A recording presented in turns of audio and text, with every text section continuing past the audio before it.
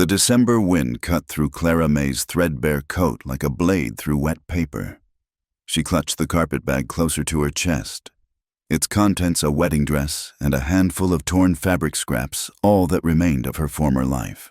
The mountain pass had been treacherous enough in daylight, but now, with darkness falling and snow beginning to dust the narrow trail, each step became a prayer. She'd walked for 2 days since the stagecoach robbery.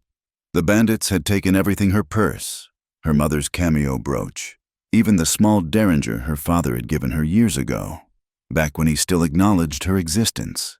They'd left her with nothing but the clothes on her back and the bitter irony of a wedding dress she'd never worn. The lights of Ash Hollow appeared below like fallen stars, scattered and dim against the vast darkness of the valley. Clara's boots, already worn thin from her journey west, slipped on the icy stones. Her hands, once soft from a life of relative comfort in Ohio, were now raw and bleeding from gripping rocky outcroppings to steady herself on the descent. The town was smaller than she'd hoped, barely more than a main street with a handful of buildings huddled against the cold. The saloon's yellow light spilled onto the muddy thoroughfare, accompanied by tinny piano music and rough laughter. Clara pulled her coat tighter and hurried past. A woman alone had no business near such places, especially not a woman with no money and nowhere to go. At the far end of the street stood a 2-story building with a hand-painted sign, "Callahan's Boarding House, clean beds, hot meals." The windows glowed softly with lamplight, and smoke curled from the chimney like a beckoning finger. Clara stood before the door, her hand raised to knock, when she caught her reflection in the dark window glass. Mud caked the hem of her traveling dress. Her hair, once carefully pinned in the fashion of a proper young lady, hung in wet strings around her face. She looked like what she was, a woman who'd lost everything, including her dignity, the kind of woman her father had always warned her not to become. The door opened before she could knock. A man filled the doorway, broad-shouldered and tall, with dark hair that needed cutting and eyes the color of winter sky. He held a lamp in one hand, its light casting shadows across a face that might have been handsome if not for the hard set of his jaw and the wariness in his expression. "We're closed," he said, already moving to shut the door. "Please." The word came out cracked and desperate. Clara hated herself for it. "I know it's late, but I've been walking for days, since the robbery at Granite Pass." His hand stilled on the door. "You were on the Butterfield stage?" She nodded, unable to trust her voice further. The man, presumably Callahan himself, studied her with those cold blue eyes. His gaze took in her muddy dress, her empty hands, the way she swayed slightly on her feet. "You got money for a room?" Clara's fingers tightened on her carpetbag. "I can work, I can cook, clean, mend clothes. I'm good with a needle." She opened the bag slightly, showing him the wedding dress. "I could sell this, perhaps, though I doubt anyone in town would have use for such a thing." "That's a wedding dress," he said, not a question but a statement. "Yes."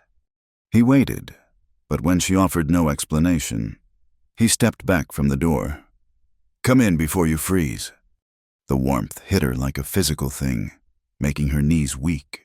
The entrance hall was simple but clean, pine floors scrubbed smooth, a coat rack by the door, stairs leading to the upper floor. To the left, she glimpsed a small dining room with 4 tables covered in checkered cloth. To the right, a parlor with 2 worn leather chairs facing a stone fireplace. "Kitchen's through here," Callahan said, leading her down a narrow hallway. "You eaten today?" "Yesterday," Clara admitted. "Some berries I found along the trail." He made a sound that might have been disgust or sympathy, she couldn't tell which. The kitchen was larger than she'd expected, dominated by a massive cast-iron stove that radiated blessed heat. Herbs hung from the rafters, filling the air with the scent of sage and rosemary. A scarred wooden table occupied the center of the room, and beyond it, a narrow cot was tucked against the wall near the stove. "Sit," he commanded, already moving to the stove. There's stew left from supper. Clara sank onto the bench, her body trembling now that she'd stopped moving. She watched as he ladled thick stew into a bowl, beef and vegetables in rich gravy that made her stomach clench with hunger. He set it before her along with a chunk of cornbread and stepped back, leaning against the counter with his arms crossed. She wanted to eat slowly to maintain some semblance of dignity, but her body betrayed her. She wolfed down the food, barely pausing to breathe, while he watched in silence. When she finished, he refilled the bowl without comment. "Thank you," she managed between bites. "When did you really eat, not just berries?" Clara tried to remember. 3 days ago, before I boarded the stage in Cedar City. "And before that?" She set down her spoon. "Does it matter?" "It does if you're planning to work off your debt. Can't have you fainting into the wash bucket." Despite everything, Clara felt her lips twitch toward a smile. "I'm stronger than I look, Mr. Callahan." "Just Callahan, or Wes, if you're staying more than a night." He moved to the stove, pouring coffee from a blue enamel pot. "What's your name?" "Clara May." She hesitated. Hopkins was her father's name, the man who'd disowned her. Thornton was the name she'd almost taken before discovering her fiancé in the arms of another. Just Clara May. He set the coffee before her. Running from something or towards something. "Does it matter?" "Not particularly. Half the folks in Ash Hollow are running from something." He studied her over the rim of his own cup. "Room's $2 a night. Meals included. If you're working off the debt, that's a week's labor for each night's stay." Clara's heart sank. At that rate, she'd be here for months before she could afford to move on. But where would she go back to Ohio, where whispers of her scandal had already poisoned every well further west to California, with no money and no connections? "I understand," she said quietly. "About the room, I don't need anything fancy. I could sleep here, by the stove." She gestured toward the cot. "Just a blanket on the floor would be enough. I don't want to take someone's bed." "That's my bed," Wes said. Clara flushed. "I'm sorry, I didn't realize." "I sleep there when I'm working late, saves climbing the stairs." He set down his cup. "But you're not sleeping on the floor." "I don't mind. Truly. I've slept in worse places these past days." The words tumbled out, driven by exhaustion and desperation. "Please, just let me sleep on the floor. I'll work hard. I promise. I'll earn my keep." Something shifted in his expression, though Clara couldn't read what. He was quiet for a long moment, then moved toward her with deliberate steps. Before she could react, he'd scooped her up from the bench as easily as if she weighed nothing. "What'll you put me down?" "Floor's too cold," he said, carrying her toward the cot. "And you're about dead on your feet." He set her down on the narrow bed, which was softer than it looked and smelled faintly of wood shavings and soap. Clara scrambled to sit up, but he was already pulling a quilt from a chest in the corner. "This isn't proper," she protested weakly. "Neither is letting a half-frozen woman sleep on my kitchen floor." He dropped the quilt over her. "I'll take the chair in the parlor. Breakfast is at 6. You can start earning your keep then." He turned to go, taking the lamp with him. "Why?" Clara asked, the word escaping before she could stop it. He paused in the doorway, his face half in shadow. "Why what?" "Why help me? You don't know me. I could be anyone, anything." For a moment, she thought he wouldn't answer. Then he said, "Maybe because I know what it's like to have nowhere else to go." He left, taking the light with him. Clara lay in the darkness, listening to the stove tick and settle, feeling warmth seep into her bones for the first time in days. Tears slipped down her cheeks not from sorrow, but from the simple relief of kindness when she'd expected none. Outside, the wind howled through Ash Hollow, but here in this kitchen that smelled of herbs and bread, Clara May finally stopped running. Clara woke to the sound of wood being split outside the kitchen window. The steady thunk of axe-meeting log pulled her from dreams of endless mountain trails and faceless bandits. For a moment, she couldn't place where she was the warmth, the softness beneath her, the scent of coffee already brewing on the stove. Then memory rushed back. The boarding house, the taciturn man who'd lifted her from the bench as if she weighed no more than a sack of flour. She sat up quickly, smoothing her hair and dress as best she could. Pale winter light filtered through the window, revealing her muddy boots placed neatly by the stove, now dry. Someone Wes had set them there while she slept. The kitchen door opened, bringing a gust of cold air and the man himself. He carried an armload of split wood, his breath visible in small puffs. His dark hair was damp with sweat despite the cold, and sawdust clung to his worn flannel shirt. He glanced at her once, then busied himself stacking the wood by the stove. "Coffee's ready," he said without turning. "Biscuits in the warmer. I'll be starting breakfast for the boarders soon." "I'll help," Clara said, swinging her feet to the floor.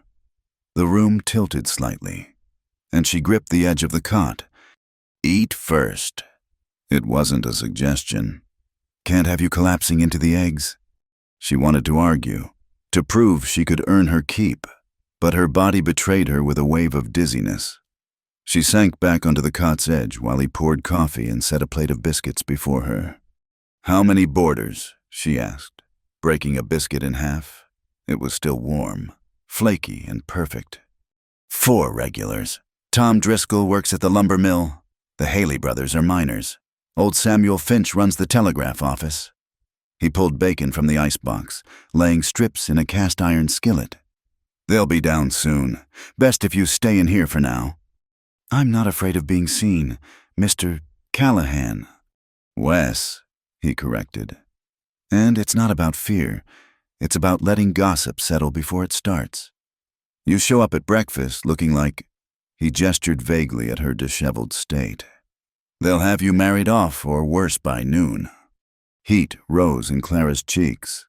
"I suppose I am rather a sight." "There's a pump out back, basin and soap on the shelf. I'll find you something cleaner." He left through a door she hadn't noticed the night before. Clara heard his footsteps on servant's stairs. She realized a boarding house this size would have back passages for staff. When he returned, he carried a bundle of dark fabric. "These were my wife's," he said quietly, setting the clothes on the table. "Been packed away 4 years now. They'll be too long, but you can hem them." Clara stared at the simple calico dress and white apron. "I couldn't—" "You could and you will. Can't have you working in that." He nodded toward her mud-stained traveling dress. Margaret would have wanted them used, not moldering in a trunk. The name dropped between them like a stone in still water. Margaret, his wife, dead 4 years. Clara wondered how, but didn't dare ask. In the West, death came in too many forms: childbirth, fever, accident, violence. The how mattered less than the aftermath. "Thank you," she said simply. He nodded and turned back to the stove. Clara gathered the clothes and slipped out the back door. The pump stood in a small courtyard surrounded by high walls, private enough for basic washing. The water was icy, taking her breath away, but she scrubbed her face and hands clean, then twisted her hair into a simple knot. Margaret's dress fit better than expected, though it did pool slightly at her feet. The woman had been taller, broader in the shoulders, but the waist took in easily enough with the apron strings. Clara studied her reflection in the kitchen window. She looked like what she was pretending to be, a respectable woman working to earn her keep. Not a runaway bride, not a disowned daughter. Just Clara May, kitchen help at Callahan's boarding house. When she returned, Wes had eggs frying alongside the bacon, without being asked.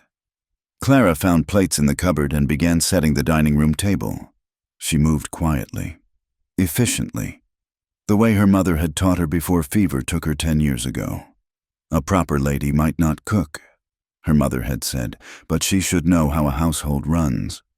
Spoons on the right, Wes said from the doorway. Clara switched them without comment. She heard the boarders stirring upstairs boots on floorboards, doors opening, the creak of stairs. Her hands trembled slightly as she folded napkins. In a moment, she'd be serving breakfast to strangers, playing a role she'd never imagined for herself. You don't have to do this, Wes said quietly. He stood closer than she'd realized, holding a platter of eggs. I can manage breakfast alone. Always have. I need to earn my keep, Clara replied. You were kind to me last night, kinder than necessary. Let me repay that. He studied her for a long moment, those winter blue eyes seeing too much. Then he handed her the platter. Tom sits at the far table, always. The Haley brothers take the middle. Sam likes the spot by the window. They're particular about their places. The men filed in moments later, bringing the scents of pipe tobacco and hair oil. Tom Driscoll was a giant of a man with kind eyes and sawdust in his red beard. The Haley brothers. Jack and Eugene looked enough alike to be twins, though Eugene had gray threading through his dark hair. Samuel Finch was exactly what Clara expected of a telegraph operator, thin, precise, with ink-stained fingers and spectacles perched on his nose. They stopped short at seeing her. Gentlemen, Wes said smoothly. This is Clara May. She'll be helping with meals for a while. Ma'am, Tom said, removing his cap. The others followed suit, a small gesture that nearly undid Clara's composure. When had anyone last shown her such simple courtesy? She served breakfast with steady hands, refilling coffee cups and bringing extra biscuits without being asked. The men ate heartily but politely, their conversation revolving around lumber contracts and ore yields and messages received from back east. Normal talk, safe talk. No one asked where she'd come from or why she was there. After they left for their various employments, Clara cleared the tables and washed dishes while Wes disappeared into whatever business occupied a boarding house owner's morning. She found herself humming the first time in weeks as she dried plates and stacked them in the cupboard. You did well, Wes said from behind her. Clara startled, nearly dropping a cup. You move very quietly for such a large man. Habit. He took the cup from her, placing it on the shelf. They liked you. That's not always easy. Tom's friendly enough, but the Haleys are particular and Sam doesn't trust anyone who can't recite Morse code. They were gentlemen. Clara said, all of them. They are... Wouldn't let them stay otherwise. He moved past her to check the stove's fire. There's mending in the parlor. Sheets that need patching, some shirts with torn seams. If you're serious about that needle skill. Clara spent the afternoon in the parlor, her fingers remembering the rhythm of stitching while winter light slanted through lace curtains. The work was soothing simple tears in sturdy fabric, nothing like the delicate embroidery she'd done on her trousseau. She thought of that wedding dress, still folded in her carpet bag, and wondered if she should sell it to the mercantile. Surely someone would buy it, even in a town like Ash Hollow. Wes came and went throughout the day, splitting more wood, fixing a loose board on the stairs, carrying supplies in from a wagon. He worked with an economy of motion that spoke of years of physical labor. But there was something else too, a carefulness, as if he were holding himself separate from the world around him. When evening came, she helped prepare another meal, beef stew from yesterday's leftover roast, fresh bread, dried apple pie that Wes produced from somewhere. The boarders returned with the same polite greetings, the same assigned seats, the same quiet appreciation for hot food after a cold day's work. Where'd you learn to cook like this? Eugene Haley asked, helping himself to a third portion of stew. My mother, Clara said truthfully. She believed a woman should know her way around a kitchen, regardless of her circumstances. Wise woman, Sam Finch observed. Too many these days think cooking's beneath them.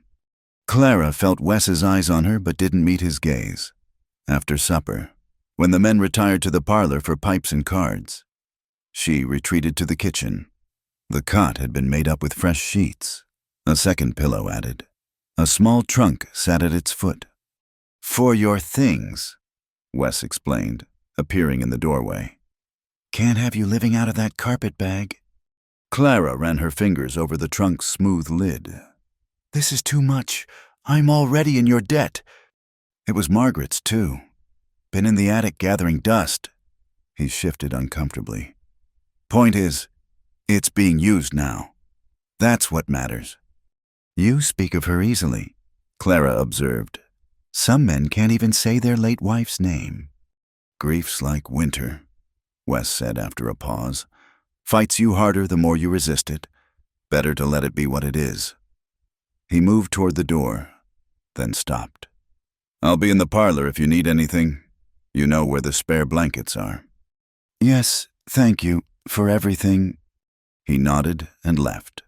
Clara listened to his footsteps fade, then opened the trunk. Inside, wrapped in tissue paper, were 2 more dresses, a nightgown, and a pair of house slippers only slightly too large. At the bottom, tucked in a corner, was a small daguerreotype in a brass frame. The woman in the image was lovely, not beautiful in the classical sense, but with a face full of warmth and intelligence. She stood beside a younger Wes, his hand resting protectively on her shoulder. They both looked at the camera with the satisfied expressions of people who'd found their place in the world. Clara rewrapped the photograph carefully and placed it back in the trunk. She understood now why Wes had lifted her from that bench, why he'd given her his bed without hesitation. He was a man who'd known love and lost it, who understood what it meant to have nowhere else to go. She changed into the nightgown, soft flannel that smelled faintly of lavender sachet, and lay down on the narrow cot. Through the kitchen window, stars pricked the vast western sky, somewhere in the house. She heard the low rumble of men's laughter, the clink of glasses, the ordinary sounds of life continuing despite all losses. For the first time since fleeing Ohio, Clara May allowed herself to think that perhaps she'd stopped running not because she had nowhere else to go, but because she'd finally found a place to rest. The days fell into rhythm like beads on a string. Clara rose before dawn to start the stove. Wes appeared with fresh wood as the first light touched the mountains, and together they prepared breakfast in companionable silence. She learned his preferences without asking coffee black as midnight. Eggs over easy. 2 sugars in the oatmeal pot, but none in his own bowl. He learned hers, too, though she never spoke them aloud. How she hummed hymns while kneading bread. How she arranged the plates just so, edges aligned like soldiers. How she saved the heel of the bread for herself, claiming she preferred it, though he suspected otherwise. They moved around each other in the kitchen like dancers who'd rehearsed their steps for years. When she reached for the salt, he was already handing it over. When he needed more coffee, she had the pot ready before he'd emptied his cup. Words became almost unnecessary in those quiet morning hours before the boarders woke. "Cloth's wearing thin on these," Clara said one evening, examining a set of Tom Driscoll's work shirts. "I can patch them, but they won't last much longer." Wes looked up from his ledger. He did the books at the kitchen table while she mended. Tom's been sending most of his wages home to his sister's family. Her husband died in a mine collapse last spring. Clara's needle paused. "I could reinforce the seams with some of that canvas from the back shed. Make them last through winter at least." "Canvas is for wagon repairs.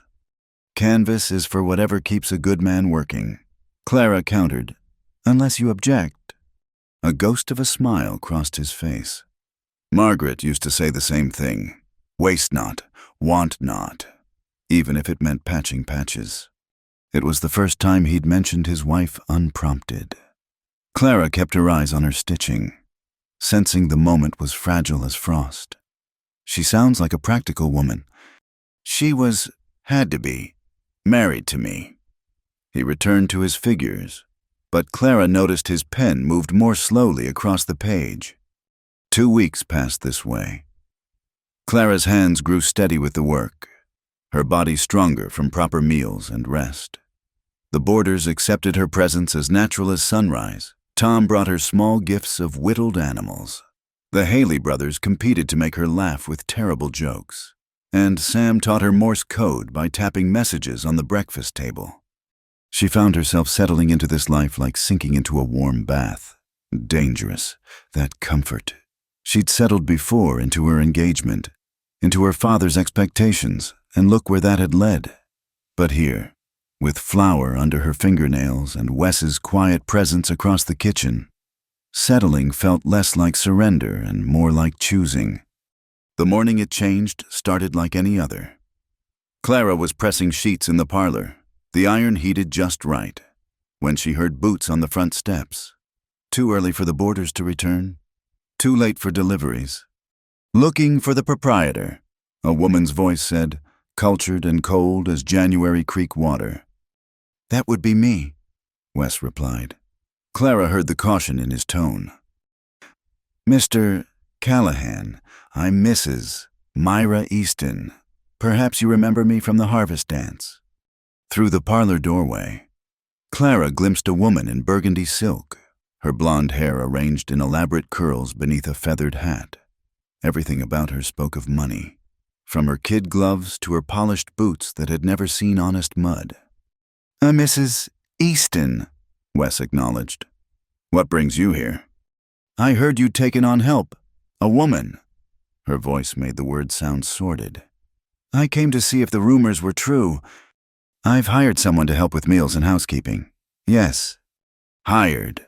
A tinkling laugh, like breaking glass. "That's an interesting word for it. The whole town's talking. You know, a mysterious woman appears from nowhere, moves into your home without references or reputation. The lady works for room and board, nothing more." The lady, Mrs. Easton stepped closer. Clara could see her profile, now beautiful in that sharp way that cut more than it charmed. "How protective you are. Almost like a husband." "State your business, Mrs. Easton, or move along. I have work to do." "My business is protecting the moral fabric of this town.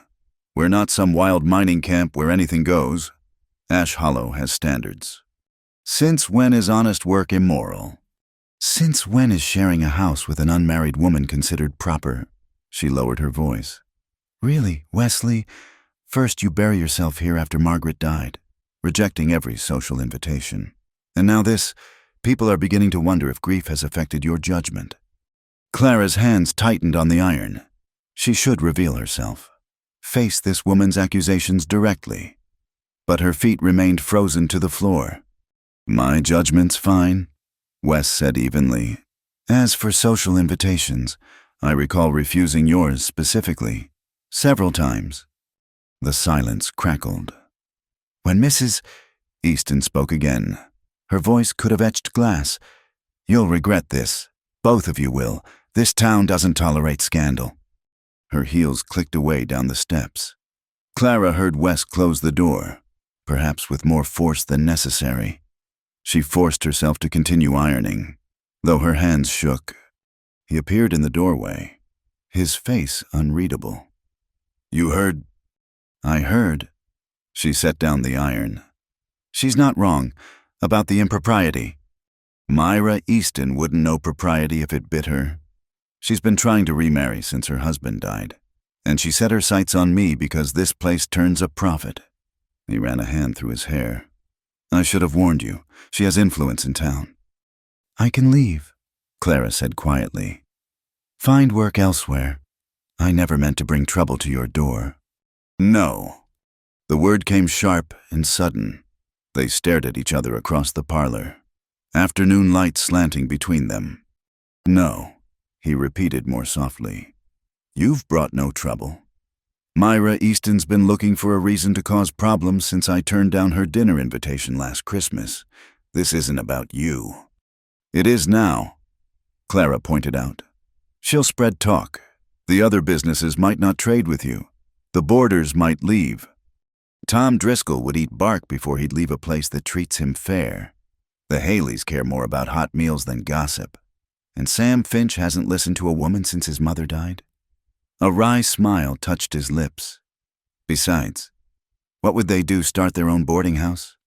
Despite everything, Clara found herself almost smiling. "You're very certain." "I am." He moved into the room, testing the stove's heat with a practiced hand. My wife died of scarlet fever. Did you know that? The sudden shift made Clara blink. No. 4 years ago, come spring. Took her and half the town in 2 weeks. I was hauling supplies from Cedar City when it started. By the time I got back, he trailed off, adjusting a perfectly straight antimacassar on the chair. Point is, I know what real trouble looks like, and it isn't some bitter widow spreading tales. Clara studied his profile, seeing new lines she hadn't noticed before. You blame yourself for not being here. Wouldn't have changed anything. Doc Morris said so. But knowing and believing are different things. He met her eyes. You blame yourself too, for whatever sent you running. It wasn't a question. Clara returned to her ironing, needing the familiar motion. My fiancé found someone else, someone younger, prettier, with a larger dowry. I discovered them together a week before our wedding. His loss. That's kind of you to say. It's the truth. No flowery additions, no elaborate comfort, just simple fact, stated as plainly as noting the weather. They returned to their routine after that, but something had shifted. The silence between them grew warmer, like a hearth banked for the night. When their hands brushed passing dishes, neither pulled away quite as quickly. When she brought him coffee during his ledger work, he looked up with something that might have been gratitude for more than just the drink. That evening, Clara made roast chicken with the sage stuffing she'd found wild sage growing behind the woodshed and remembered Wes mentioning it was Margaret's favorite herb. He noticed. She could tell by the way he paused before carving, but he said nothing beyond asking Tom to pass the gravy. After supper, when the boarders had retired, Clara found a package on her cot, brown paper tied with string, no note attached. Inside lay a new shawl, soft gray wool that would match any dress, practical, warm, exactly what she needed with winter deepening. She wrapped it around her shoulders and went to find him. He was in the woodshed, sharpening the axe by lamplight. Thank you, she said simply. He glanced up, taking in how the shawl framed her face. Mercantile had it on sale. Figured you needed something warmer than that thin coat. Wes. She waited until he looked at her properly. Thank you. He nodded, understanding flowing between them in the quiet shed that smelled of pine sap and honest work. Neither mentioned Mrs. Easton or the talk she would spread. Neither spoke of propriety or scandal or the strange domestic dance they'd fallen into.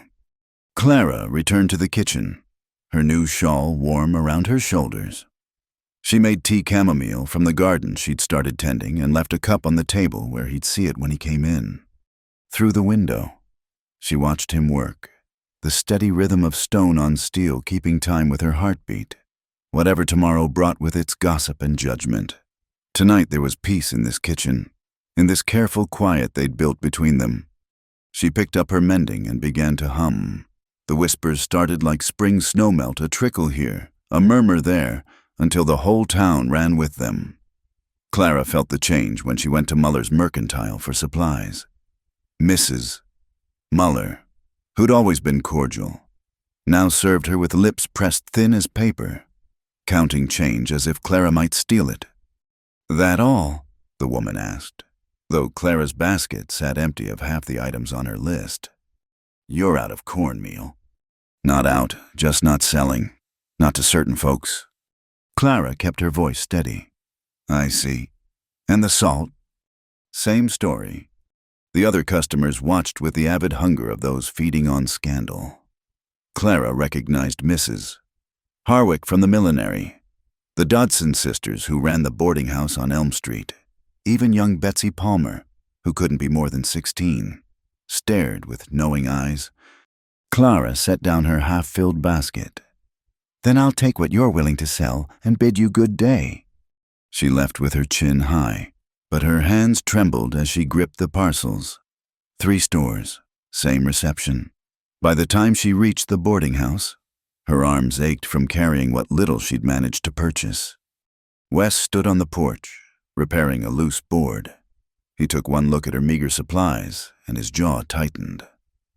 Muller's, among others. She moved past him into the house. I'll make do with what we have. There's plenty of preserved goods in the cellar. Clara, please. She turned to face him. Let me salvage what dignity I can. I'll make do. That evening, she served a simpler meal than usual beans and salt pork. Yesterday's bread sliced thin to stretch it. The boarders noticed but said nothing, though Tom slipped her an extra $1 for kitchen expenses when he paid his weekly rent. Heard Myra Easton's been flapping her gums. Eugene Haley said over coffee. Woman's got nothing better to do than cause trouble. Now, Eugene, his brother warned. What? It's true.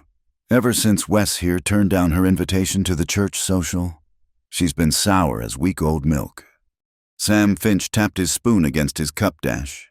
Dot, dot, dash. Clara recognized it as Morse for C. Courage, perhaps, or caution. Gentlemen, Wes cut in. I'd appreciate keeping table talk to table matters. They subsided, but Clara felt their sympathy like a weight. After they'd gone, she stood at the kitchen window, watching snow begin to fall. The first real storm of winter, thick flakes that would make travel difficult by morning. I should go, she said without turning. Before the roads close, before this gets worse. Where? Wes moved to stand beside her. Where would you go in a blizzard with barely enough money for stage fare? That's not your concern. Like hell it isn't. The profanity startled them both. Wes rarely cursed, rarely showed temper. You work in my house. That makes you my responsibility. I'm no one's responsibility. Clara faced him, anger sparking. I've been taking care of myself since my mother died. I don't need... What help kindness? Someone giving a damn whether you freeze to death on some mountain pass? His eyes blazed blue as the heart of flame.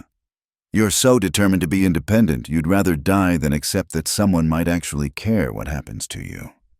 And you're so buried in grief you can barely stand to be alive. The words escaped before she could stop them. You go through the motions, work, eat, sleep, but you're not living. Wes, you're just enduring. Silence fell between them like an axe blow. Clara pressed her hand to her mouth, horrified at her cruelty. I'm sorry, she whispered. I had no right. You're not wrong. His voice came quiet, drained of anger. 4 years, and I'm still just enduring. Margaret would be ashamed. No. Clara touched his arm without thinking. She'd understand. Love like that doesn't just end because... A knock at the door interrupted. They jumped apart as if caught in something improper. Wes went to answer it while Clara busied herself at the stove, trying to calm her racing heart. Letter for Miss Clara May Hopkins. A young voice said, Jimmy Patterson, who helped at the post office. Clara froze. Hopkins, her father's name, which she'd never given. Her hands shook as she took the envelope, recognizing her aunt's spidery handwriting. Thank you, she managed. The boy left with his penny tip, and she stood staring at the letter as if it might bite. Bad news? Wes asked. I don't know. She moved toward the stove. I should burn it. Should and will are different things. Clara broke the seal with trembling fingers. Her aunt's words swam before her eyes, father gravely ill. Asking for her. Forgiveness offered. Inheritance waiting. Please come home before it's too late. She crumpled the letter, then smoothed it out, then crumpled it again. The inheritance meant nothing. Her father had disowned her publicly when she'd refused to apologize for speaking to the Indian trader who'd saved her from a runaway horse. Called her willful, disobedient, a disappointment to her mother's memory. And now, dying, he wanted forgiveness. Clara. She thrust the letter into the stove, watching it curl and blacken. But Wes caught her wrist, pulling the paper back before it fully caught. Wait, he said gently. Whatever this is, destroying it in anger won't help. He disowned me. The words came thick with unshed tears. Called me a disgrace. Said my mother would be ashamed. And now he's dying and wants what absolution, another chance to tell me how I've failed. Wes studied the half-burned letter. Or maybe he wants to make amends. People change when they're facing the end. Not him. You don't know him. No, but I know regret. He set the letter on the table. I know what it's like to have words you can't take back, things you can't fix because time ran out. Clara saw the shadow in his eyes and understood. Things he'd wanted to say to Margaret. Apologies or declarations or simple daily words that death had stolen. I can't, she whispered. I can't go back to that house. Those people, even for... She gestured helplessly at the letter. Then don't, but don't decide in anger either. He moved to the stove, adding wood with careful precision. Keep the letter. Think on it. The roads will be closed for days anyway with this storm. As if in agreement, wind rattled the windows. Snow fell harder now, erasing the world beyond the glass. Clara picked up the letter, folding it smaller, until it was nothing but a tight square of possibility and pain. I'll think on it, she conceded. Good. He paused at the kitchen door. And Clara, you're wrong about one thing. I haven't been just enduring lately. She looked up to find him watching her with an expression she couldn't read. Lately, he said quietly, I've been remembering what it's like to want to wake up in the morning. He left before she could respond. Clara stood in the kitchen, letter clutched in one hand, heart hammering against her ribs. Outside, the storm built its walls around Ash Hollow, sealing them in with their ghosts and choices. She unfolded the letter again, reading her aunt's plea. Her father was dying. The man who'd raised her, taught her letters, then cast her out for one moment of kindness to a stranger. She could go back, claim her inheritance, have the security she'd never have as kitchen help in a boarding house. Or she could stay here, in this warm kitchen with its herbs and honest work, with a man who was learning to live again just as she was learning to trust. Clara folded the letter one final time and tucked it into her apron pocket. Tomorrow she would decide. Tonight, she had bread to make for breakfast. And outside, the storm sang its wild song of endings and beginnings, transformations and grace. She lit the lamp against the gathering dark and began to work, humming softly while the wind built walls of white around the only home she'd known in months. The letter lived in Clara's pocket like a stone, heavy with unspoken words. 3 days passed while the blizzard raged, sealing Ash Hollow in white silence. She went about her work cooking, cleaning, mending, but Wes watched her with those knowing eyes, seeing how her hand drifted to her pocket when she thought no one was looking. On the 4th morning, the storm finally exhausted itself. Clara stood at the kitchen window, watching Tom Driscoll and the Haley brothers dig paths through waist-deep snow. The world looked clean and new, unmarked by anything that had come before. Mail will start moving again tomorrow. Sam Finch announced at breakfast. Telegraph lines held up well, already getting messages through from Cedar City. Clara's hand found her pocket again. Tomorrow. She could send word tomorrow, if she chose. Tell her aunt she was coming home to watch her father die, to collect whatever inheritance salved his conscience. Miss Clara. Tom's voice pulled her from her thoughts. Coffee's gone cold. She startled, seeing the pot in her hand. Tom's empty cup before her. I'm sorry. Wool gathering. No harm done. His kind eyes crinkled. We all got things weighing on us. After breakfast, she escaped to the woodshed, needing air that didn't smell of bacon and sympathy. Wes was there, splitting logs with mechanical precision. He'd shed his coat despite the cold, and his shirt clung with sweat. Running away? He asked, without looking up. Taking a moment, she pulled her shawl tighter. Is that permitted? Everything's permitted. It's doing that costs. He split another log, the halves falling perfect and clean. You deciding today? How did you... She stopped. Of course he knew. He'd watched her worry that letter like a dog with a bone. "Margaret's father wrote me once," he said, settling another log on the block. "After she died, wanted me to sell this place. Come work his ranch in California. Said I was wasting away here, that she wouldn't want this life for me." "What did you tell him?" "Nothing. Burned the letter." The axe fell, sure and swift. Regretted it later, when he passed. Should have at least explained why I couldn't leave. This place, these mountains, they're all I have left of her.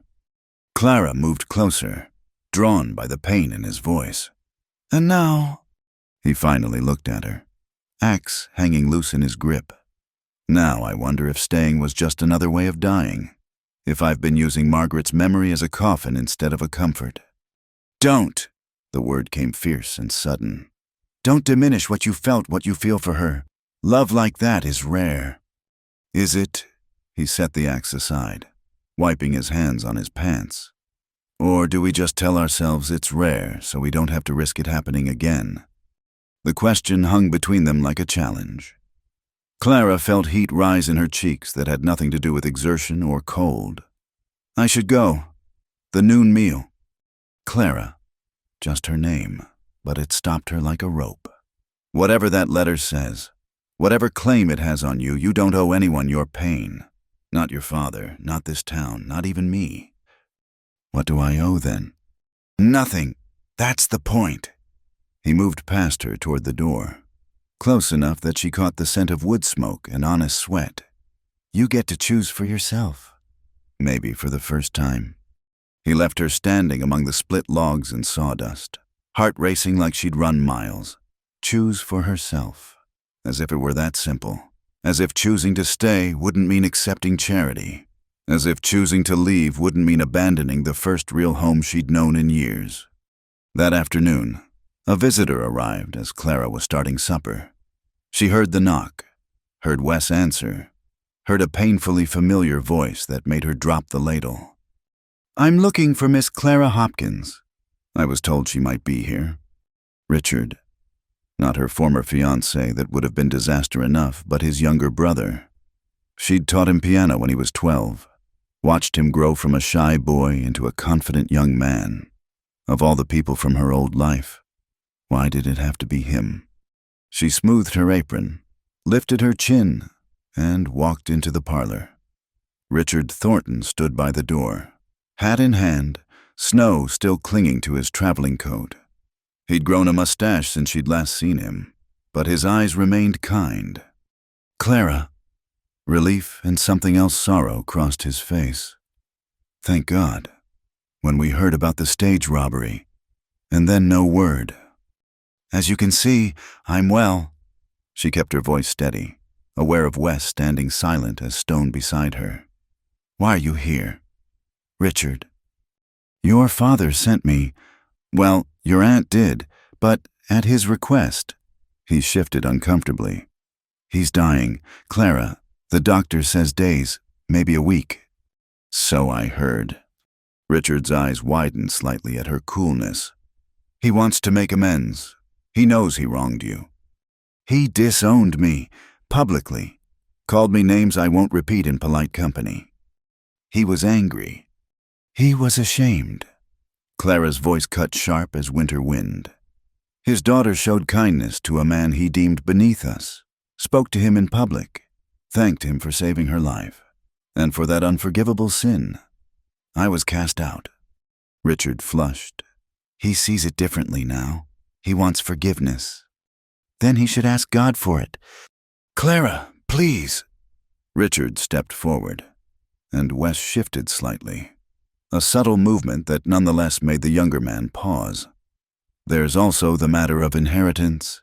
Your father changed his will. You'll receive your mother's portion after all the house in Cleveland. Her investments. It's substantial." Silence fell heavy as snow. Clara felt Wes tense beside her, though his expression remained neutral.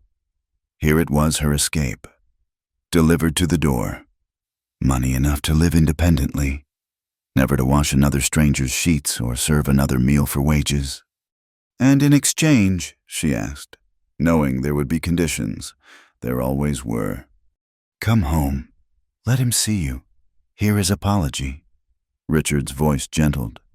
He's a broken man. Clara, losing you broke something in him that never healed right. Losing me was his choice. People make mistakes. And people live with consequences. She moved to the window, needing distance from Richard's pleading eyes. Tell me, how is your brother? Has he married the banker's daughter yet? Richard's silence was answer enough. I thought so. And does she know about the soprano from the opera house or the merchant's wife? Clara?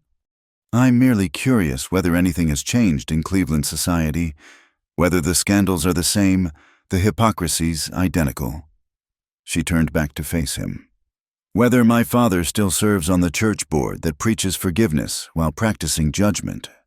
Richard set his hat on the side table, a gesture so familiar it made her chest ache.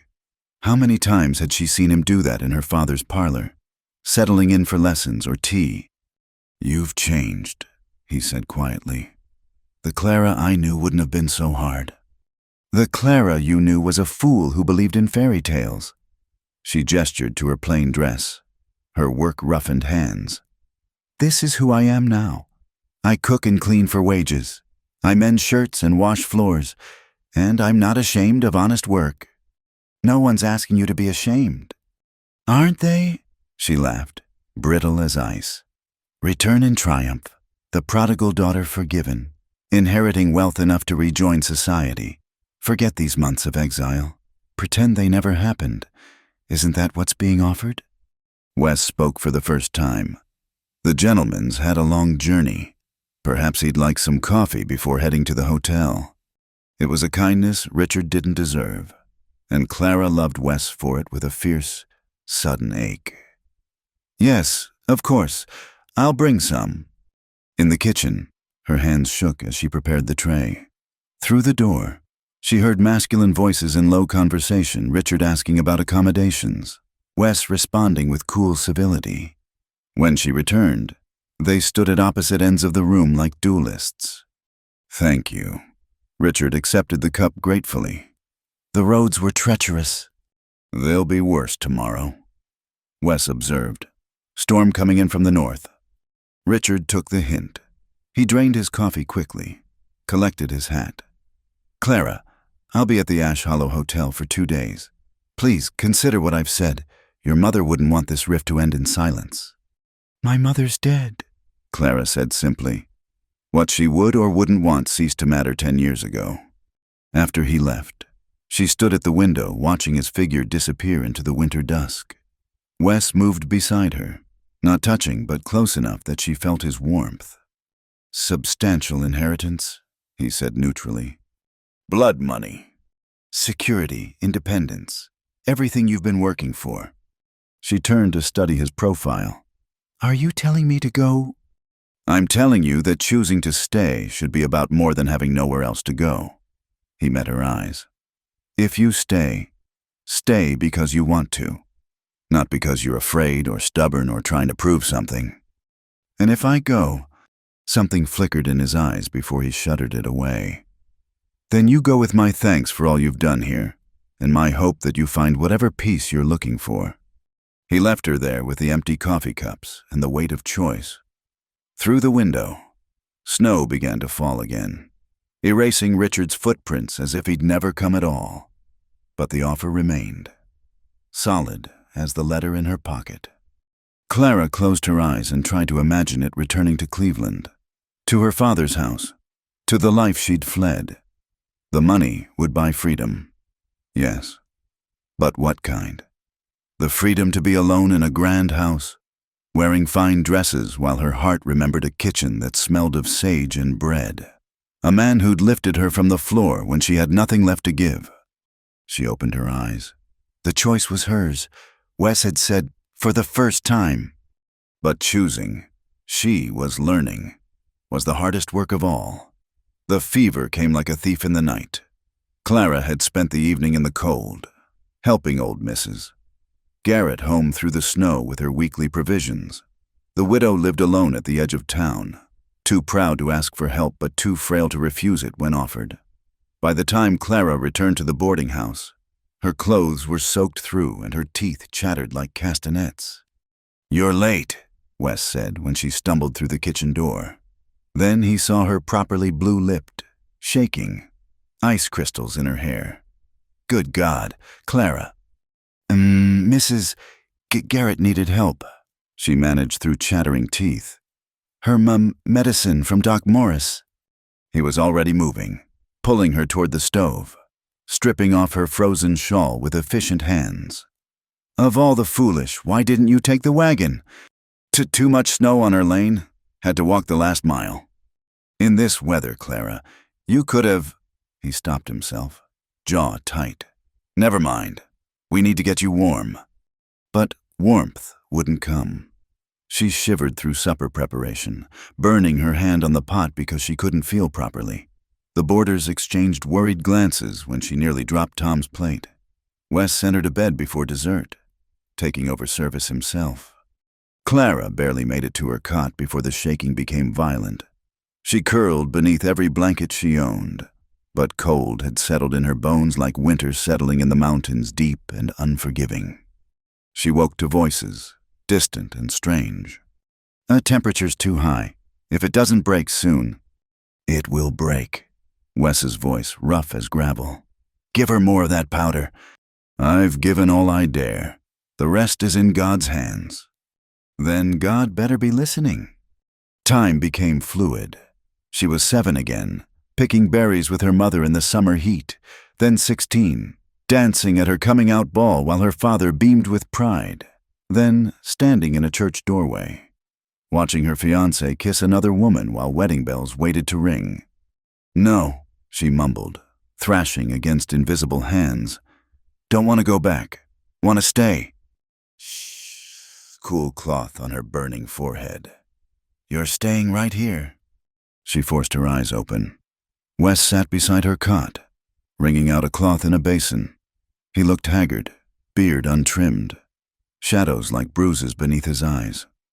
"The boarders," she whispered, "are eating cold sandwiches and liking it." He smoothed damp hair from her face. "Rest now." "Richard, did he leave?" "Yesterday. The answer is no. Clara, whatever he wanted, whatever you're fretting about, the answer is no." But fever took her again before she could explain that wasn't what she meant. She dreamed of her mother, not the gentle woman who'd taught her to embroider, but a fierce presence made of light and fury. "You always were stubborn," her mother said, sitting at the foot of the cot. "Even as a baby, refused to cry, refused to give in." "Mama," Clara reached out, but her hand passed through air. "I'm so tired." "I know, sweetheart, but not yet. That man needs you." "Which man?" Her mother smiled, already fading. "The one who hasn't left your side in 3 days." Clara surfaced to lamplight and the sound of someone singing a low, rough baritone humming a hymn she half remembered. Her throat felt raw as sandpaper, but the terrible burning had eased. "Water," she croaked. The singing stopped. Wes's face appeared above her, relief cracking his careful composure. "Thank God! Here!"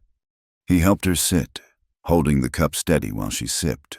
The water tasted like salvation. 3 days, she asked. 4. Actually, Doc Morris said—" He stopped, cleared his throat. "Doesn't matter what he said. You're awake." "You look terrible." "You look alive. I'll take it." He eased her back against the pillows, multiple pillows. She noticed, not just the one her cot usually bore. "Are you hungry? Tom made soup. He's been beside himself. Says it's his fault for keeping you talking in the cold that morning." "Not his fault?" Clara caught his hand as he moved to rise. "Wes, did someone mention my uncle, a trader who helped me once?" His fingers tightened on hers. "You were delirious. Talked about a lot of things." "What things?" "Your mother, your father, the wedding that didn't happen." He paused. "The Indian trader who saved you from a runaway horse. The reason your father disowned you." Heat that had nothing to do with fever warmed her cheeks. "I'm sorry. You shouldn't have had to—" "To what? Hear the truth." He settled back in the chair, not releasing her hand. "Clara, you thanked a man for saving your life.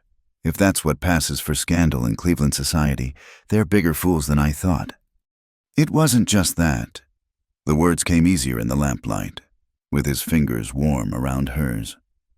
"Joseph Windwalker, that was his name. He traded with my father, sometimes furs, leather goods. Father tolerated him because his goods were excellent, but I was forbidden to speak to him. But my horse spooked at a snake. I was 13, more concerned with looking elegant than controlling my mount. Joseph caught the reins, calmed the mare. Probably saved me from a broken neck." She closed her eyes, remembering. "I thanked him, spoke to him like a person, not a tradesman, asked about his family, his travels. We talked for perhaps 10 minutes. The horror," Wes said dryly.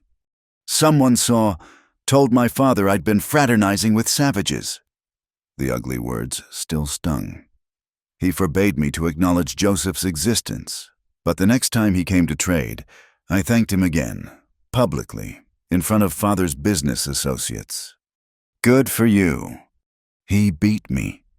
The admission came quiet.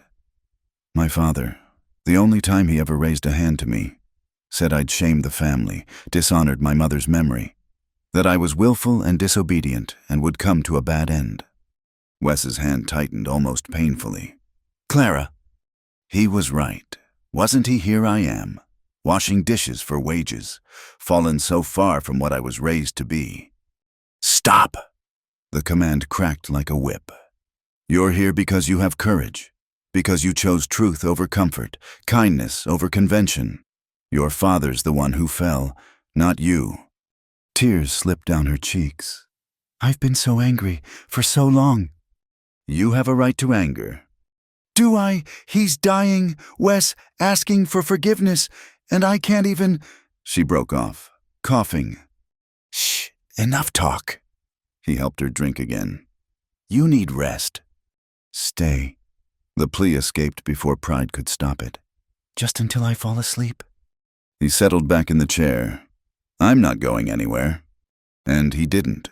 Every time she woke to sip water, to take medicine, to simply assure herself she wasn't alone, he was there, sometimes reading by lamplight, sometimes dozing with his head propped on one hand, but always there. On the 5th day, she woke clear-headed to find him slumped in the chair, finally deep in exhausted sleep. His hand still rested on the bed near hers, as if even unconscious he needed that connection. She studied his face in the morning light, the new lines carved by worry, the vulnerability sleep revealed. He'd stayed, through delirium and fever dreams, through her rambling confessions and bitter memories. He'd stayed when he could have sent for a nurse, when propriety suggested he should have. He'd stayed like a man who understood what it meant to almost lose someone, like a man who couldn't bear to lose someone again. Moving carefully, she covered his hand with hers. He stirred but didn't wake, fingers instinctively curling around hers. Safe. She was safe here, in this simple room with its herbs and morning light, with this man who saw her truly and didn't look away. "I'm staying," she whispered to the sleeping form. "Not for the work or the shelter, or because I have nowhere else. I'm staying for this. For you." He shifted, mumbling something that might have been her name. Clara closed her eyes and let sleep take her again, her hand warm in his, her choice finally made. When she woke again, Tom Driscoll's soup was waiting, and Wes was smiling, really smiling, for the first time since she'd known him. And that, more than any inheritance or apology, felt like coming home. Spring came late to Ash Hollow that year, but when it arrived, it brought more than snowmelt and wildflowers. It brought Charles Thornton, and with him, all the poison Clara thought she'd left behind in Cleveland. She was hanging laundry in the yard, humming while she worked, when a shadow fell across the white sheets. She turned, expecting Tom or one of the Haleys, and found herself face to face with her former fiancé. Charles looked exactly as she remembered, golden hair perfectly styled, clothes that cost more than most folks in Ash Hollow saw in a year, smile sharp as a blade wrapped in silk. Only his eyes had changed, harder now, with a calculating glint that made her skin crawl. "Clara," he said her name like he owned it. "You led us quite a chase." Her hands stilled on the wet cloth. "Charles, what are you doing here? Come now, is that any greeting for your intended?" He stepped closer, and she smelled his cologne, imported, expensive, cloying. "Though I must say, manual labor doesn't suit you. You look common." "I am common, a working woman, nothing more." "Hardly." He reached out as if to touch her face, and she stepped back sharply. His smile tightened. "You're Clara Hopkins, daughter of one of Cleveland's finest families. Or have you forgotten?" "I've forgotten nothing, including finding you with Charlotte Pemberton a week before our wedding." He waved a dismissive hand. "A momentary indiscretion. Men have needs. Clara, surely you're worldly enough now to understand that." "What I understand is that you're not welcome here." "Here?" He looked around the modest yard with undisguised contempt. "This boarding house where you've been, what's the phrase, living in sin with the proprietor?" The words hit like a slap. "How dare you!" "Oh, I dare quite a lot these days." His mask of civility slipped, showing something ugly beneath. "You see, when you ran, you didn't just embarrass yourself. You embarrassed me, made me a laughingstock, the man whose bride preferred disgrace to marriage. I preferred honesty to a lie. You preferred drama to duty." He grabbed her wrist, grip painful. "Your father's dead, by the way. Died calling for his ungrateful daughter." The news landed like a blow, even though she'd expected it. Clara tried to pull free, but Charles held tight. "Let go." "Not yet. You see, there's the matter of your inheritance. Your father changed his will, left you everything that wasn't entailed, but there's a clause you must be respectably married within 6 months, or it all goes to charity." "Good. Let charity have it." His grip tightened. "You stupid girl. Do you know what's at stake? The house alone is worth a fortune. And the investments—" "I said let go." Clara's voice rose. "You heard the lady." They both turned. Wes stood at the corner of the house, hammer loose in his hand, expression carved from stone. He looked like what he'd been before grief softened him, dangerous, capable of violence, barely leashed. Charles released her wrist slowly. "Ah, the proprietor himself. We haven't been properly introduced. Charles Thornton, Miss Hopkins's fiancé." "Former fiancé," Clara corrected. "That's a matter of perspective." Charles straightened his cuffs, every inch the gentleman despite the threat radiating from Wes. "I've come to bring my bride home. Surely you understand." "What I understand," Wes said quietly, "is that you're trespassing, and that you put hands on a woman who didn't welcome it." "I touched my fiancé, hardly a crime." "She's not your anything." Wes moved closer, and Charles actually stepped back. "Now, you've got 2 choices. Leave now, peaceful-like, or leave in considerably worse shape." Charles's laugh was brittle. "You're threatening me. Do you know who I am?" "Don't much care who you are, but I know what you are." Wes smiled, and it was all teeth. "You're a man who thinks money makes him bulletproof. Let me assure you, it doesn't." "This is assault. I'll have the law—" "You'll have nothing." Sam Finch appeared from the front of the house, the Haley brothers flanking him. Tom Driscoll brought up the rear, still carrying his lunch pail from the mill. "See? We heard raised voices. Came to check on Miss Clara." "That's right," Eugene Haley added. "Wouldn't do to have her bothered by unwanted visitors." Charles looked between them, working men all, rough-handed and loyal, and his sneer faltered. "This isn't over. Clara, You have 6 months to come to your senses. After that, you'll have nothing." "I already have nothing of yours," Clara said steadily, "and that's exactly how I want it. You'd rather be a servant, scrubbing floors, washing strangers' clothes." Desperation crept into his voice. "I'm offering you respectability, your old life back. All I have to do is sell myself." The words came clear and strong. "Marry a man who betrayed me before we even spoke vows. Pretend I don't know about Charlotte, or the soprano, or the merchant's wife Richard mentioned." Color drained from Charles's face. "Richard had no right.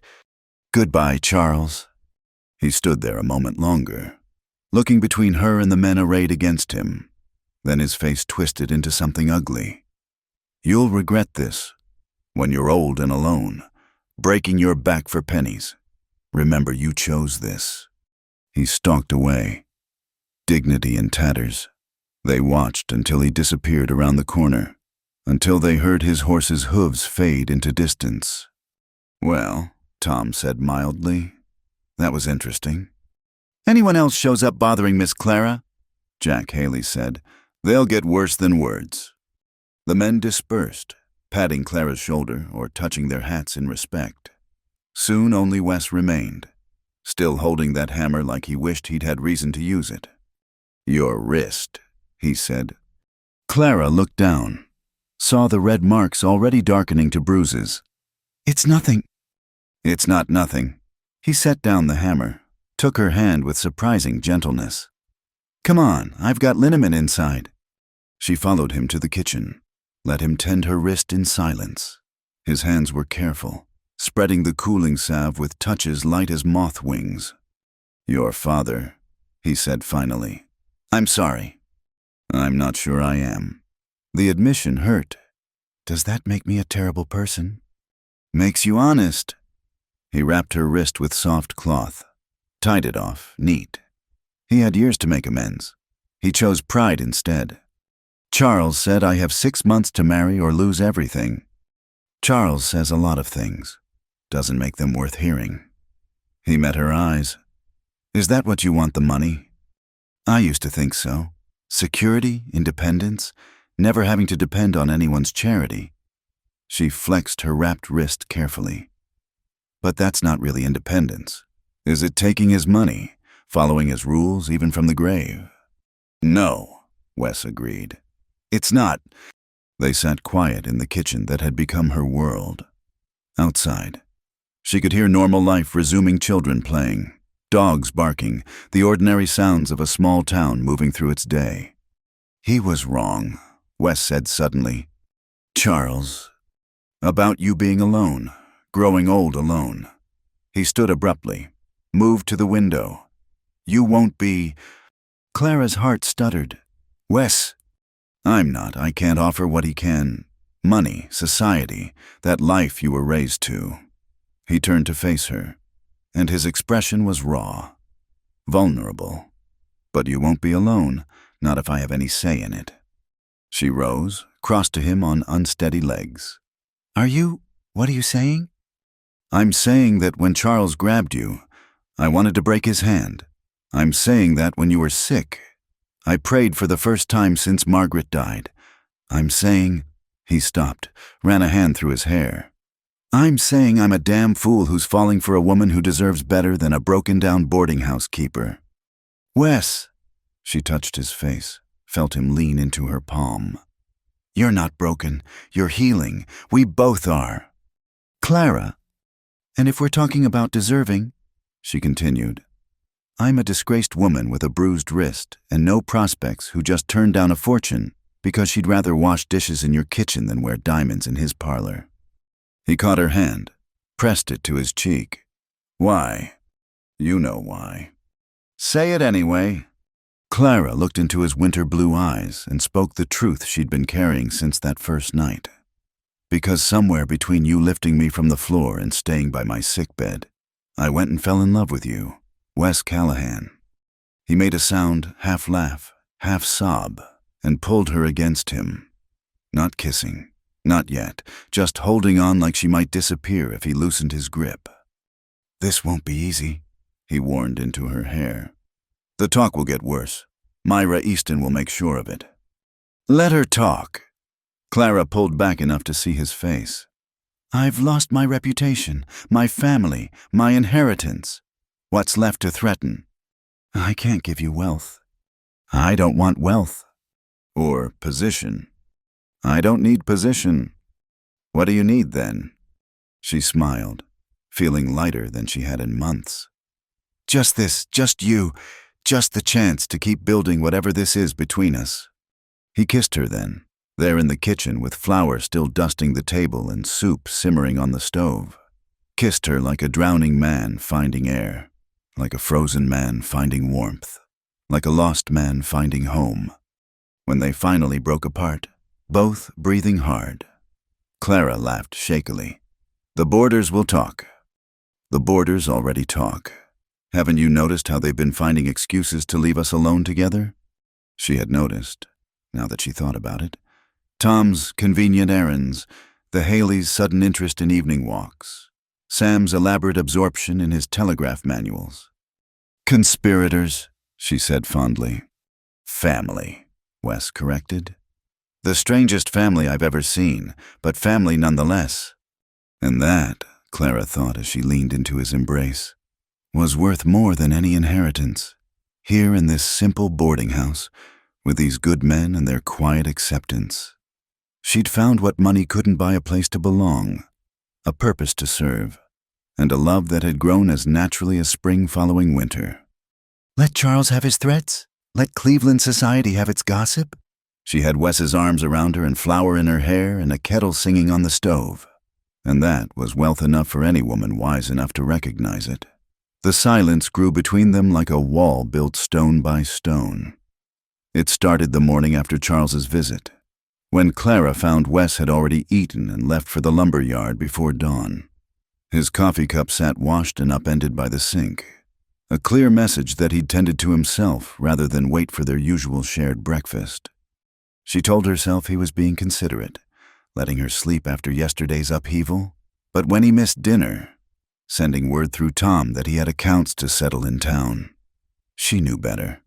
When he came home after the boarders had retired, moving through the house quiet as a ghost, she understood what was happening. He was pulling away. For 3 days, they danced around each other like strangers. He rose before her, retired after her, found urgent business whenever they might be alone, their easy rhythm shattered, leaving only awkward politeness in its wake. "Yes, Miss Clara, thank you, Mr. Callahan." As if those moments in the kitchen, his arms around her, promises made in the heat of anger, had never happened. The boarders noticed. Tom stopped his cheerful morning chatter. The Haley brothers exchanged worried glances over their eggs. Even Sam broke his habitual reserve to ask if everything was quite all right. "Fine," Clara assured them, serving breakfast with steady hands while her heart cracked like poorly fired pottery. "Everything's fine." But it wasn't fine, and after a week of this careful distance, Clara's hurt transformed into anger. She'd bared her soul to him, admitted feelings that terrified her, and he'd answered with silence. Whatever battle he was fighting, he'd chosen to fight it alone, shutting her out as surely as if he'd barred the door. The breaking point came on a Thursday evening. She was mending in the parlor when she heard his footsteps on the porch. Instead of coming through the kitchen as usual, he headed for the front door, avoiding her space entirely. "That's enough," she said to the empty room. She set down her sewing and marched to the porch, where he stood removing his boots. "We need to talk." "It's late. Clara, perhaps tomorrow." "No." She blocked his path to the door. "Not tomorrow. Not next week. Now." "There's nothing to discuss." "Nothing." Her voice rose despite herself. "You kissed me. You said I wouldn't be alone. You let me believe." She stopped, fighting for control. "And then you disappeared. A week of nothing. Wes, not even the courtesy of an explanation." "You want an explanation?" His control finally cracked, showing the turmoil beneath.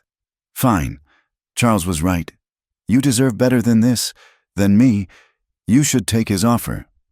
What? You heard me. He wouldn't meet her eyes. 6 months to marry respectably. Claim your inheritance. You could find someone worthy. Stop. The word came out sharp enough to cut. Just stop. Is that what this is about? Some misguided nobility? You deciding what I deserve without asking what I want? Clara. No, my turn to talk. She stepped closer, forcing him to look at her. My whole life, men have decided things for me. My father decided I was too willful. Charles decided I should forgive his faithlessness. And now you decide I deserve better. Her voice broke. When did what I decide stop mattering? That's not I'm trying to protect you. From what from you? She laughed bitterly. Too late for that. Wes, I already love you. Shutting me out won't change that. You don't understand. He turned away, gripping the porch rail. Margaret and I, we had plans, children, expanding this place, growing old together. And then she died. And I thought I knew I'd never want that again. Never risk that kind of pain. Clara waited, sensing more coming. Then you arrived. He continued quietly, half frozen. Proud as a queen even covered in mud. You worked yourself into my life so gradually I didn't notice until it was too late. Until losing you would be like... He stopped. Like losing her? No. He faced her then, eyes blazing. That's just it. Not like losing her. Different. But just as terrifying. And I can't, Clara. I can't do that again. I can't build a life with someone just to lose them. So you pushed me away first. Understanding dawned, painful and clear. You end it before it really begins, thinking that will hurt less. His silence was answer enough. You coward! The words came soft but struck like a blow. You absolute coward! He flinched. Clara, Margaret didn't choose to leave you. She got sick. That's tragedy, not abandonment. She moved closer, close enough to see the pain etched in every line of his face. But this pushing me away because you're scared, this is a choice. Your choice. I know what I am, he said roughly. A coward, like you said. A man so afraid of pain he'd rather live half a life than risk loving fully again. Then stop. It's not that simple. Yes, it is. She caught his face between her hands, forced him to meet her eyes. It's exactly that simple. You choose, every day. You choose to live or just exist, to love or stay safe, to trust that maybe, just maybe, we could have something worth the risk. What if I lose you too? What if you don't? She stroked her thumbs across his cheekbones, feeling the day's stubble, the warmth of skin. What if we get 30 years, 40? What if we get children and grandchildren and a lifetime of mornings in that kitchen? What if we get 4 years? His voice broke, like I had with Margaret. Then we make those 4 years worth a lifetime. She pulled his head down until their foreheads touched. Wes, I can't promise I won't die. No one can promise that, but I can promise that as long as I'm breathing, I'm yours, if you'll have me. He shuddered, a full-body tremor like ice breaking on a frozen river. Then his arms came around her, crushing her against him. I'm no good at this anymore, being brave. Then we'll practice together. She pulled back enough to see his face. But no more running, no more deciding my life for me. We face things together or not at all. Together, he repeated, testing the word. Then stronger, together. This time when he kissed her, it was different. Not the desperate passion of last week, but something deeper, a promise, a choice, a bridge built across the chasm of fear. When they broke apart, both were trembling. The boarders really will talk now, Clara said shakily. Let them. He tucked a strand of hair behind her ear. Though we should probably discuss arrangements. It's not proper. You living here if we're, what are we? Exactly. Courting, Clara suggested. Though, given we've been living under the same roof for months, I think we've done things rather backwards. Then we do them forwards from now on. Court properly. Let the town see we're serious. He paused. Would Sunday walks be acceptable after church? Despite everything, Clara found herself smiling. Are you asking to court me formally? Mr. Callahan. I am Miss Hopkins, Miss May, Clara, he fumbled, and she loved him for it. I'm out of practice at this too. Sunday walks would be lovely, she assured him. Though I'll still be cooking your breakfast Monday morning. Our breakfast, he corrected. No more eating alone, no more avoiding. We agreed together. Together, she echoed. They stood on the porch as stars emerged overhead, neither ready to go inside and break this fragile new understanding. Tomorrow would bring challenges Myra Easton's gossip, the town's judgment, the complex dance of courtship conducted under the watchful eyes of boarders. But tonight, they had this honesty, chosen courage, and the promise of no more silence. I should go in, Clara finally said. Early morning tomorrow. Of course, but he didn't release her. Clara, that night I carried you to bed. I knew even then, part of me knew you were going to change everything, good change or bad. Terrifying change, he admitted. The kind that makes you realize you've been sleepwalking and suddenly you're awake. She stretched up to kiss him once more, soft and quick. No more sleeping, then, for either of us. Inside, she heard the boarders stirring, probably alerted by the prolonged voices on the porch. Tomorrow they'd face questions, knowing smiles, Tom's delighted commentary. But that was tomorrow's concern. Tonight, Clara went to her narrow cot with a light heart, knowing that, come morning, Wes would be at the kitchen table with his coffee, waiting to share breakfast and begin the delicate, precious work of building a life together, one careful, brave day at a time. Clara woke to the acrid smell of smoke and the sound of shouting. For a moment, disoriented by sleep, she thought she was dreaming of the kitchen stove. Then Tom Driscoll's voice cut through the night. Fire, the woodshed's on fire.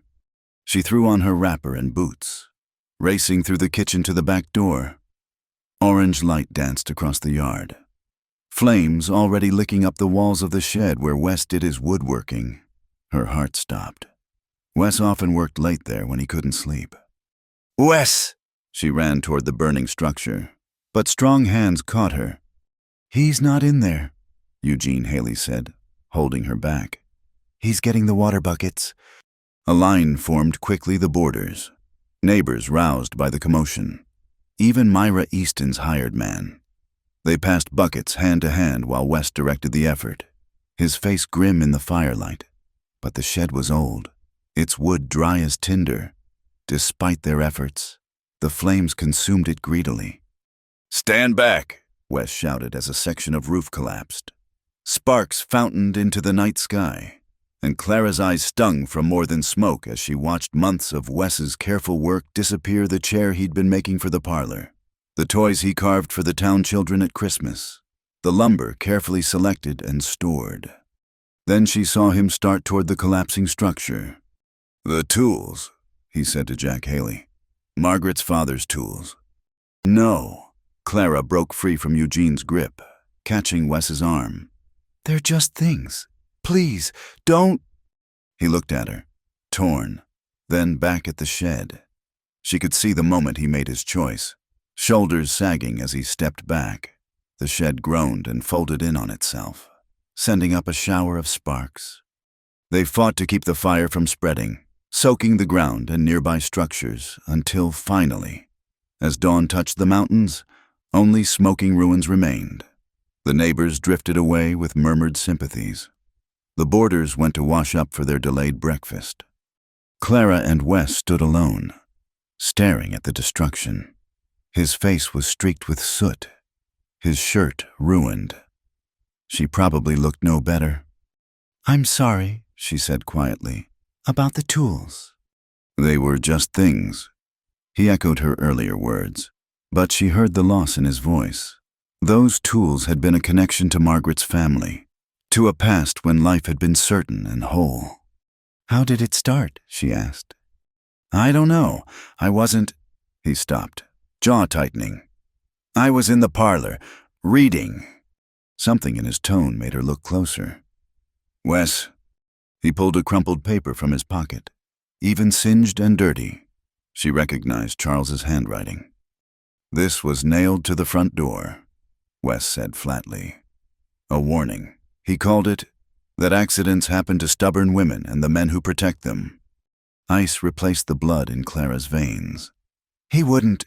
Charles is many things, but—" "A man who thinks he owns you, who grabbed you hard enough to leave bruises, who traveled all this way when a letter would have sufficed." Wes's voice was deadly quiet. "I've known men like him. When they can't buy what they want, they try to take it. When they can't take it, they destroy it. We don't know it was him. It could have been... Who else? Myra Easton might spread gossip, but she wouldn't commit arson." He crumpled the note tighter. "This is my fault. I should have run him off properly. Should have made it clear." "Stop!" Clara caught his clenched fist, gently pried the paper away. "This is Charles's doing, not yours, and we'll handle it properly. Through the law." "The law?" Wes laughed bitterly. "You think Sheriff Morrison's going to arrest a wealthy man from Cleveland on the word of a boarding house keeper and a runaway bride?" He had a point. Morrison was a good enough lawman for drunk cowboys and claim disputes, but he'd shown no backbone when it came to challenging those with money and connections. "Then what do we do?" Clara asked. "You could leave." The words dropped between them like stones. "Not permanently, just until—" "No." "Clara, be reasonable. If he's willing to burn down a shed, what else might he—" "I said no." She faced him squarely. "We agreed. No more running, no more deciding my life for me. Together. Remember?" "This is different. This is dangerous." "Yes, it is. Which is why I'm not facing it alone." She gestured to the smoking ruins. "He burned your property because of me. You think I could live with myself if I ran now?" Before Wes could answer, hoofbeats sounded on the street.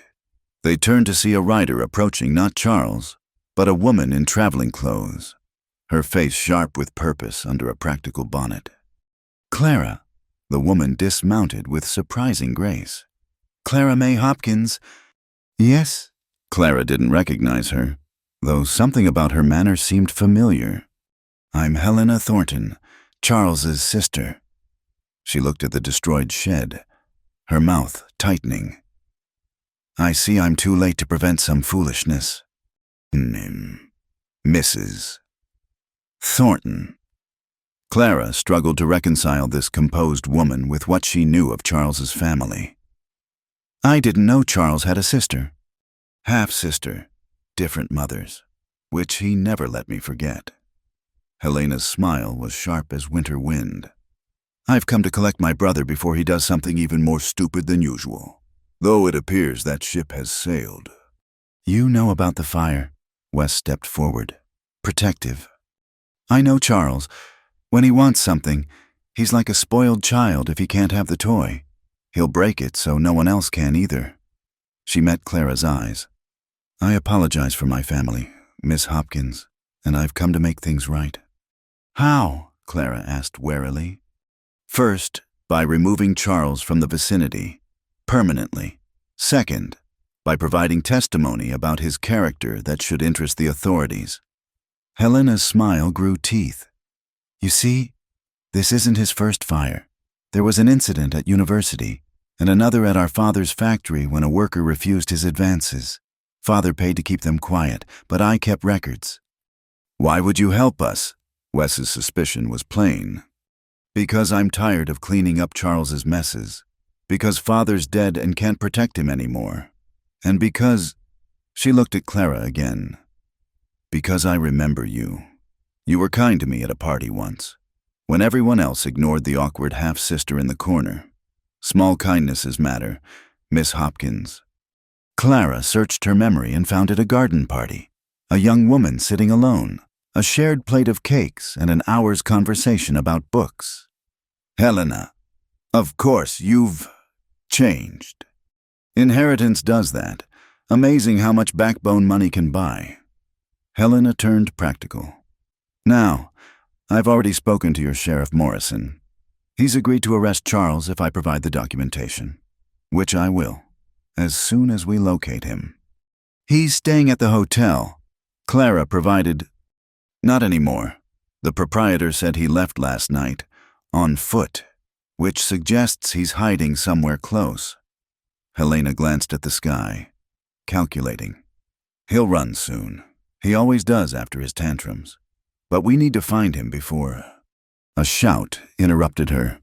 Sam Finch came running from the direction of town, moving faster than Clara had ever seen the dignified telegraph operator move.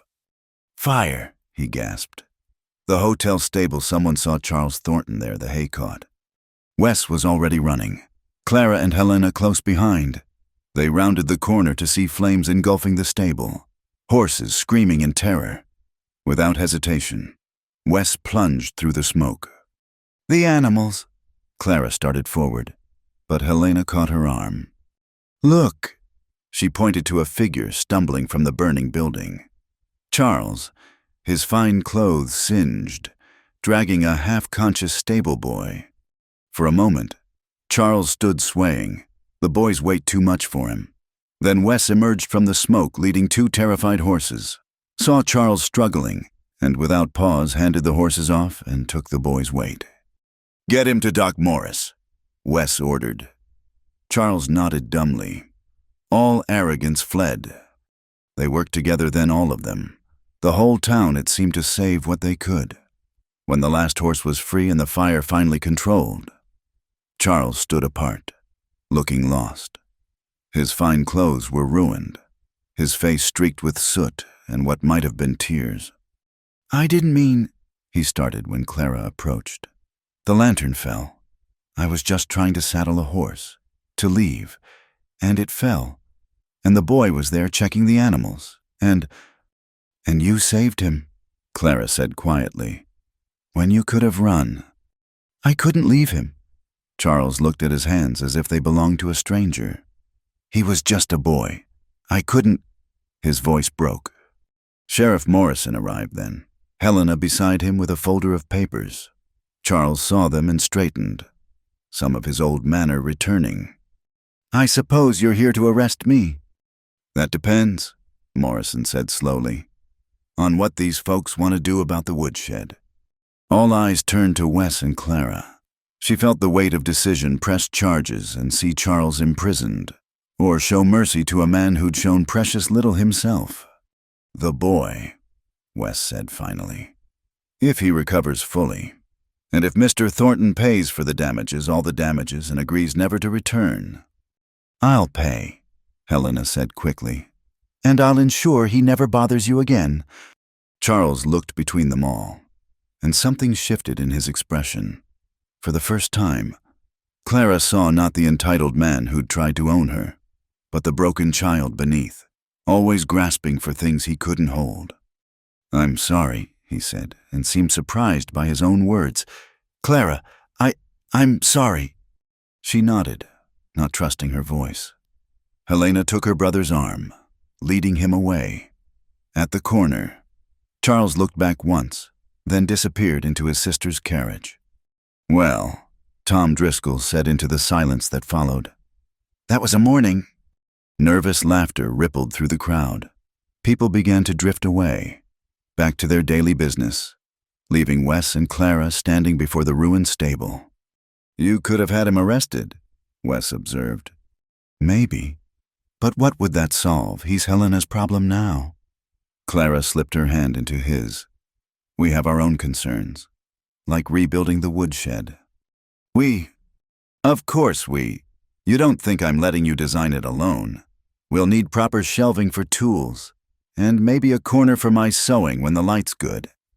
He squeezed her hand. Already planning our future. Someone has to, left to yourself. You just rebuild exactly what was there before. And that's bad. Not bad, just limited. She smiled up at him. "We're starting fresh. Wes, might as well build something new." He pulled her close, there in the street with half the town watching. "Together."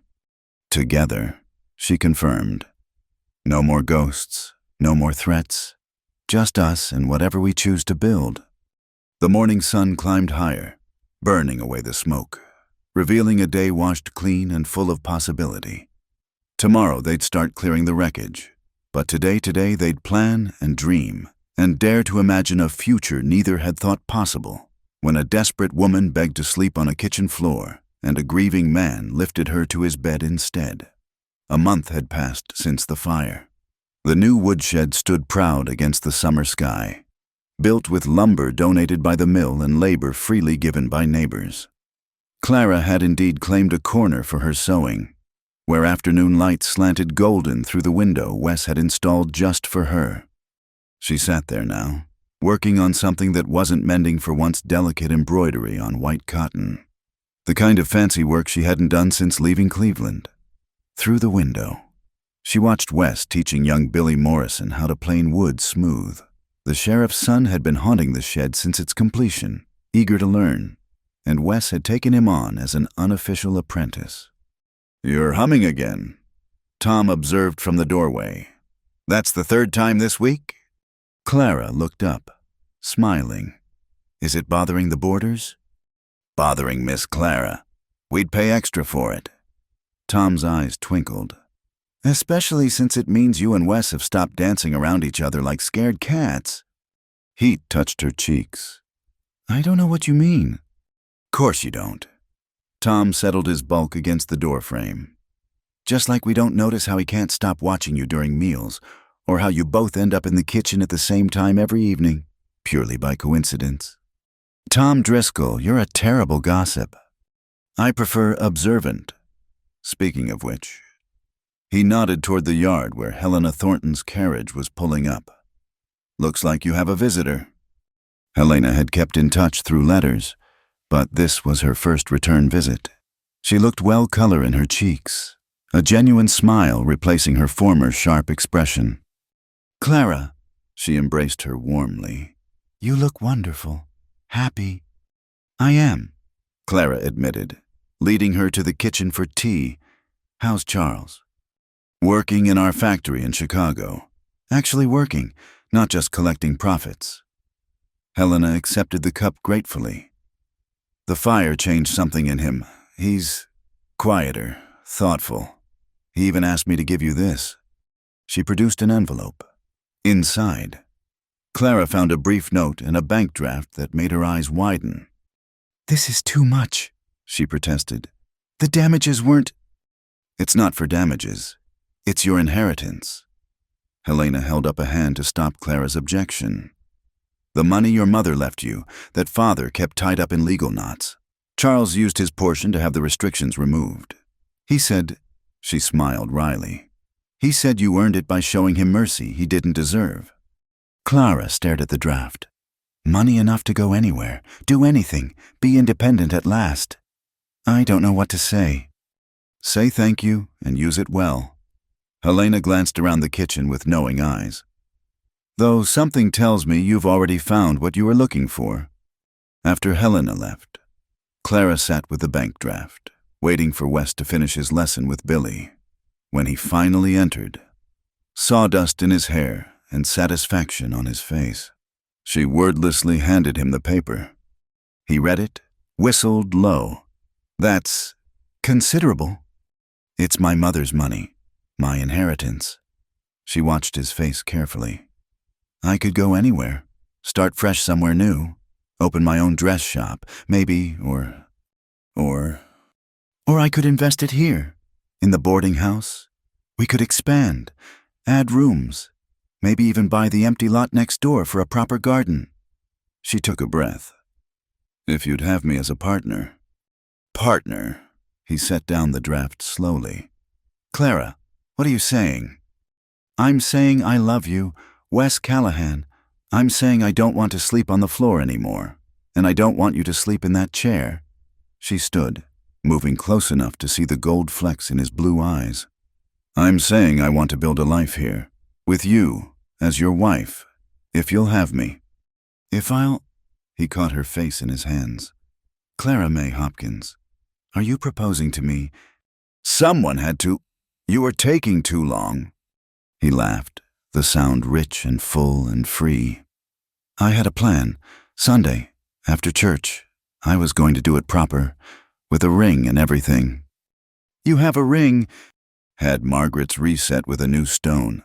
Been carrying it for a week, trying to find the right moment. He kissed her softly. Should have known you'd beat me to it. So is that a yes? That's a yes to everything. To partnership, to marriage, to building something new together. He pulled back, grinning. Though I draw the line at pink curtains in the new rooms. Blue, then, she conceded, with white trim. Woman, you're already redecorating and you haven't even seen the ring yet. Then show me. He did, pulling the small box from his pocket. The ring was perfect, simple, elegant, with a sapphire that matched his eyes surrounded by small diamonds that caught the light like stars. It's beautiful, she whispered as he slipped it onto her finger. Margaret's was a ruby. This is yours. New stone for a new start. He kissed her again, longer this time, until footsteps on the porch made them spring apart like guilty children. The Haley brothers, Tom and Sam, crowded in the doorway, trying unsuccessfully to look casual. We weren't eavesdropping, Eugene said quickly. Much, Jack added. Just wanted to be the first to congratulate the happy couple. Tom beamed. And to say it's about damn time, Sam added, then colored. Pardon the language, Miss Clara. Soon to be Mrs. Callahan, Wes corrected, pulling Clara against his side. Though she'll always be Miss Clara to you lot. The celebration that followed was impromptu and perfect. Sam produced a bottle of good whiskey he'd been saving. Tom insisted on cooking dinner so Clara could rest, and the Haley brothers harmonized on old love songs that made everyone laugh. Even Billy Morrison stayed for supper, wide-eyed at being included in the adult celebration. Later, after the boarders had retired and the dishes were done, Clara and Wes sat before the kitchen stove in 2 chairs now, side by side, their hands linked between them. No more sleeping on floors, Wes said quietly. No more chairs. When we marry, you'll have a proper bed in a proper room. Our room? Clara corrected. Our bed, our life. I like the sound of that. He brought their joined hands to his lips.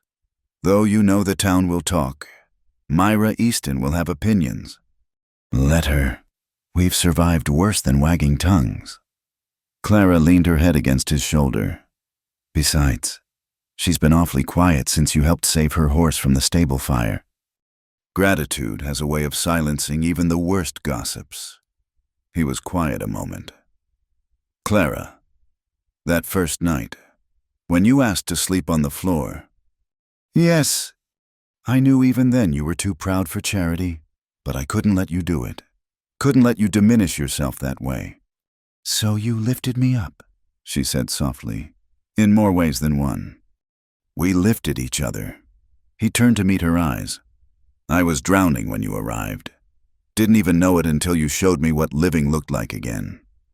We saved each other, then, and we'll keep saving each other, every day, for as long as... Forever, Clara interrupted. Say forever.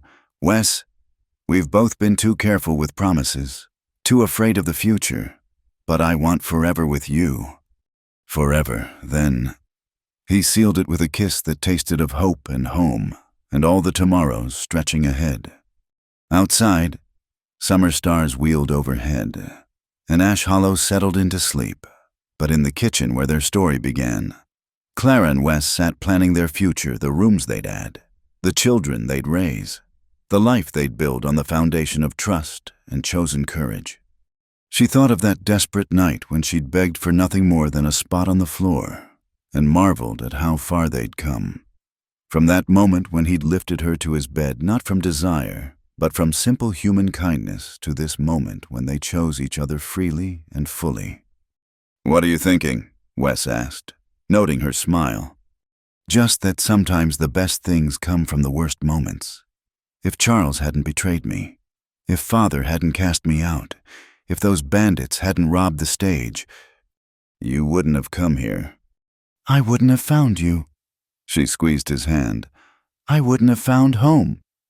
He drew her close, and there in the kitchen that had sheltered her when she had nothing, Clara knew she'd gained everything. Not just love, though that would have been enough, but belonging, purpose, family in the rough-handed boarders who'd claimed her as their own, and a future bright with possibility. Tomorrow they'd announce their engagement properly. There would be a wedding to plan, expansions to design, a life to build together. But tonight, they had this perfect moment, the stove's gentle warmth, their hands entwined, and the quiet certainty that they'd never have to face another night alone. "No more floors," Clara murmured, already drowsing against his shoulder.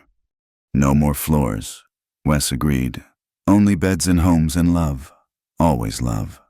And in a boarding house at the edge of everywhere, two hearts that had known loss learned the courage of loving again, proving that sometimes the greatest journeys begin with the smallest mercies, like a desperate plea for shelter and the gentle hands that lift us higher than we dared to dream.